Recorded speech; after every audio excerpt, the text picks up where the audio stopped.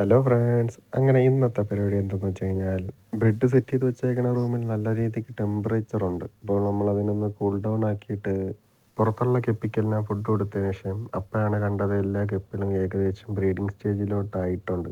അപ്പോൾ നമുക്ക് അതിന് കുഞ്ഞുങ്ങളെ മാറ്റിയിടാൻ വേണ്ടിയിട്ടുള്ള ടാങ്ക് സെറ്റപ്പിനായിട്ട് വീടിൻ്റെ ബാക്കിൽ 7 ബേസൺ എടുത്ത് വെള്ളമെല്ലാം നിറച്ച് വെച്ച് ഇനി അടുത്ത് ബ്രീഡാകുമ്പോൾ കുഞ്ഞുങ്ങളെല്ലാം ഇതിനകത്ത് മാറ്റിയിടാൻ വേണ്ടിയിട്ടാണ് കേസ്. അങ്ങനെ അതെല്ലാം കഴിഞ്ഞതിന് ശേഷം അടുത്തതായിട്ട് നമ്മുടെ ഗപ്പികൾക്ക് വേണ്ടി ഫ്രിഡ്ജ് ടാങ്ക് എടുക്കാൻ വേണ്ടിയിട്ട് ഒരു സ്ഥലം വരെ പോയി.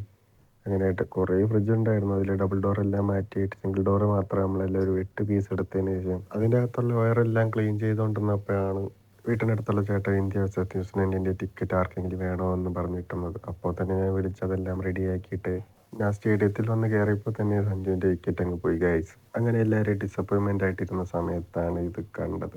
ഇഷാൻ്റെ സെഞ്ചുറി, അതും 6-ലൂടെ.